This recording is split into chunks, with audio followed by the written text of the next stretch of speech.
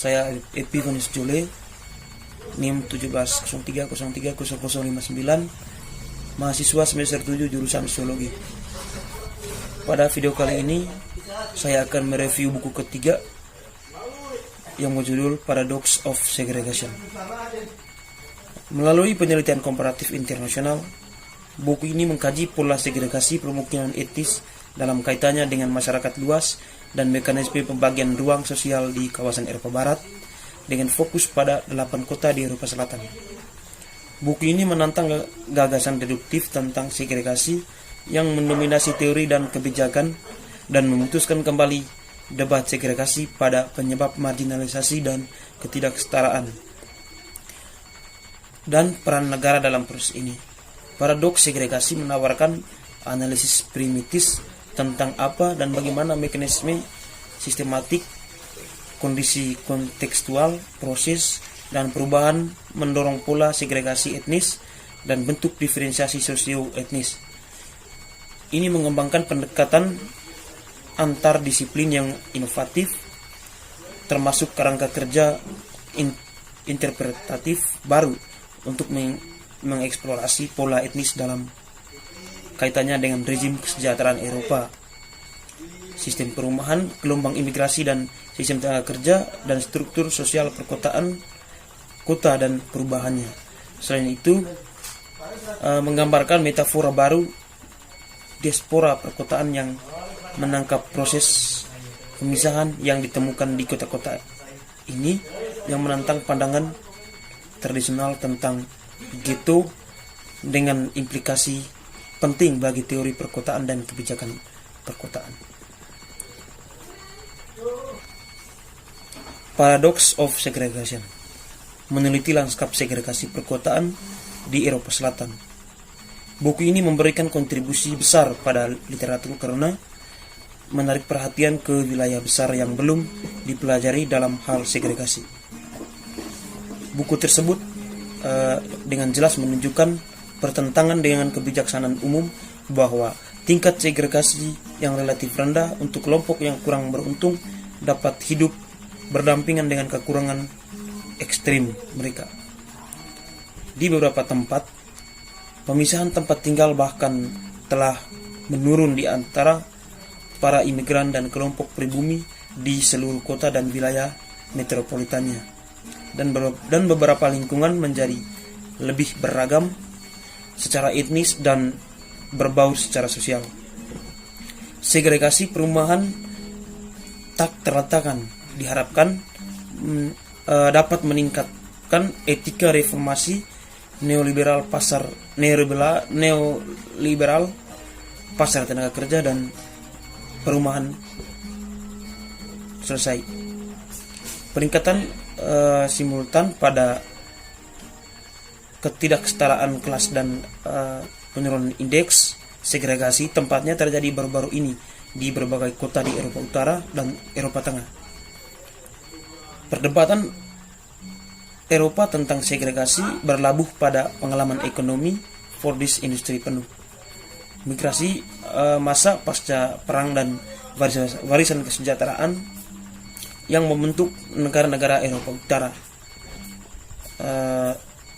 Dalam buku ini juga menguraikan pemahaman tentang segregasi dalam kaitannya dengan organisasi masyarakat yang lebih luas dan menyerukan perbedaan baru-baru ini tentang peran perhubungan pasar negara dalam produksi ketidaksetaraan perkotaan. Namun, hal ini tidak terjadi di banyak bagian dunia, khususnya di Eropa Selatan. Fokus buku ini setidaknya sejak tahun 1990-an, kota-kota seperti Milan, Roma, Madrid, dan Lisboa telah menyajikan sebuah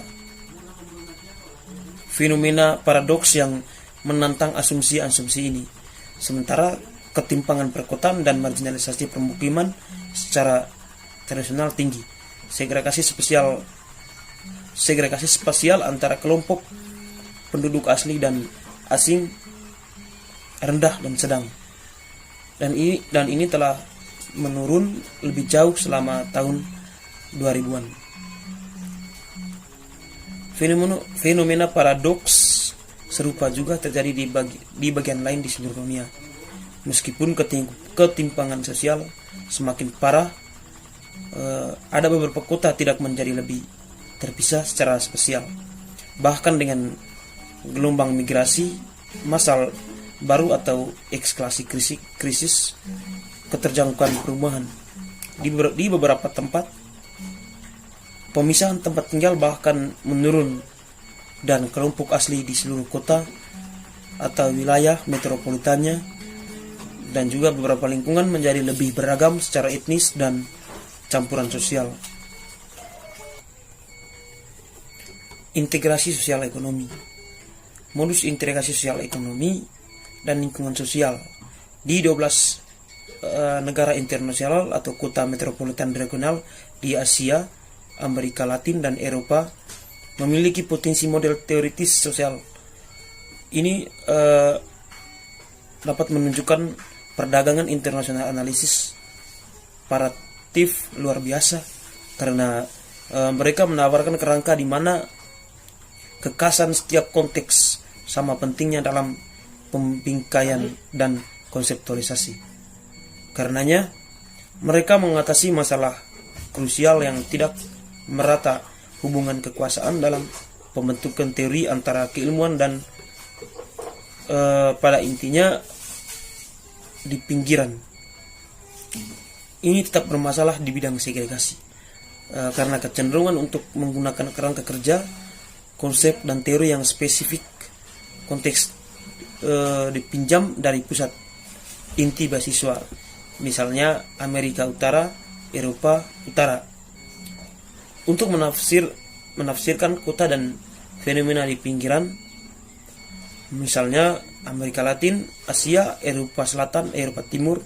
Singkatnya, badan pekerjaan ini mengembangkan alternatif di bawah segregasi perkotaan dan perumahan sebagai proses sistemik yang bergantung pada konteks multiskalar dan multifaktor. Untuk menjelaskan pola dan proses segregasi dan konsentrasi oleh satu teori tunggal, banyak faktor perkembangan dan variabel harus diperhitungkan. Daripada menjadi hasil yang tak terhindarkan atau fenomena organik, segregasi adalah produk dari dan bagian dari mekanisme yang lebih luas dan strukturnya kembali menghasilkan atau ketidaksetaraan sosial dan produksi yang sama dalam ruang masyarakat kapitalis. Pada perspektif ini,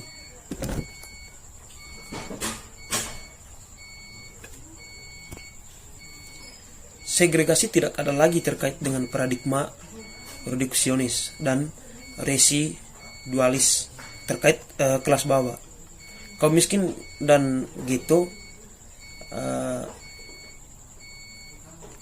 dianggap berasal dari ketidaksetaraan atau kelas dan mekanisme diferensiasi di seluruh masyarakat secara kritis. Segregasi tidak membawa positif atau konotasi negatif. Sebagai segregasi dan konsentrasi didefinisikan secara netral tanpa mengacu pada paksaan atau pilihan. Perhatian khusus segregasi perlu dibayar untuk skala sebagai segregasi pada satu tingkat spesial tidak otomatis menyiarakan pemisahan di tingkat spesial lain. Disonansi dalam mengkonseptualisasikan segregasi antara Amerika Utara dan keilmuan Eropa Barat memiliki dua perbedaan yang mendasar. Yang pertama, Amerika Utara dan Eropa Barat memiliki sejarah yang berbeda tentang pembagian ruang kota. Hierarki sosial ruang di kota-kota Amerika Serikat lebih tersegregasi sebagai akibat dari suburbanisasi elit sosial dan kelas menengah, serta regulasi rasis ruang hunian yang mendorong diskriminasi, pelarian kulit putih, dan pembentukan ghetto, memimpin ke lingkungan yang homogen secara sosial dan ras. Ini tidak terjadi di kota Eropa. Suburbanisasi tidak begitu intens dan memecah belah, membentang strata sosial dan kelompok etnis. Sosial tidak meninggalkan daerah pusat, dan mobilitas permukiman secara tradisional rendah. Yang penting adalah kebijakan kesejahteraan yang dirancang untuk dikomoditi tentang hubungan antara tenaga kerja, modal, perumahan, tanah, pendidikan, dan sistem kesehatan yang berusaha untuk mengurangi ketidaksetaraan dengan menengahi sosial divisi di seluruh masyarakat dan ruang. Kemudian yang kedua, Amerika Utara dan Eropa Barat menggunakan cara yang berbeda tentang kerangka ideologis untuk memahami dan membangun segregasi sebagai sosial dan masalah politik, dan mengembangkan kebijakan untuk mengatasinya. Modus mereka dan modus pesanti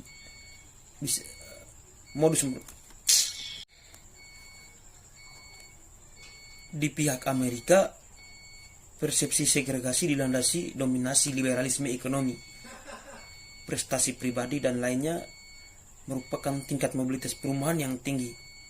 Mobilitas sosial dan akuisisi perilaku normatif dianggap sebagai penawar untuk segregasi spesial, karena mereka mempromosikan mobilitas spesial ke atas dari enklave. Namun diskriminasi rasial menantang gagasan sistem meritokratis untuk orang Afrika. Dengan demikian, segregasi dipandang membatasi kesempatan yang sama dan kebijakan yang dirancang untuk menghadapi tujuan dan memberikan kesempatan kepada mereka yang melarikan diri dari area yang buruk daripada memperbaikinya. Dan orang mungkin bisa pindah ke daerah pemukiman yang tidak perlu terpisah atau ke sekolah yang tidak terpisah, yang seperti direncanakan dalam program HOPE. Secara sosial dan ras lingkungan dapat dianggap sebagai hasil preferensi sosial rasial gabungan dari individu dan poin toleransi, sehingga segregasi dan resegregasi dianggap tak terhindarkan. Keragaman dan percampuran dianggap kondisi sementara, titik tengah dalam perjalanan ke rehomogenisasi lingkungan.